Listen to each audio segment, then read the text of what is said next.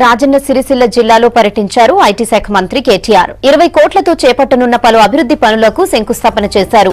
సిరిసిల్లలో 3 కోట్లతో చేపట్టే పనులతో పాటు వేములవాడలో 16 కోట్ల 85 లక్షలతో చేపట్టే పనులకు ఆయన శంకుస్థాపన చేశారు. మిషన్ కాకతీయలో భాగంగా చేపడుతున్న వేములవాడ గుడి చెరువు పనులను కూడా పరిశీలించారు.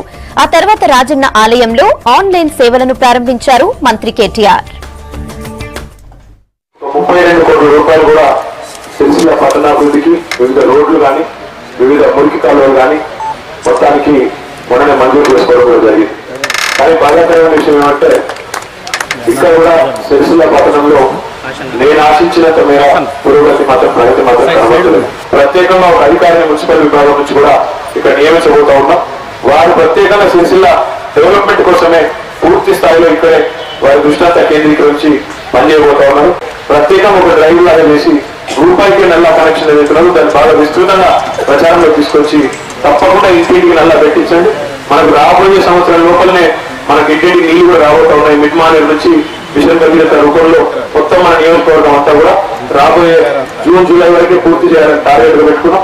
అన్ని రకాల హంగులతో ఒక ఆదర్శ మున్సిపాలిటీగా మార్చుకున్నామని చెప్పి కూడా మీకు తెలియజేస్తూ ఈ అభివృద్ధి కార్యక్రమాల్లో మాత్రం డెఫినెట్ గా ప్రజలందరూ ముఖ్యంగా చాలా పెద్ద ఎత్తున భాగస్వామ్యం కావాలని చెప్పి కూడా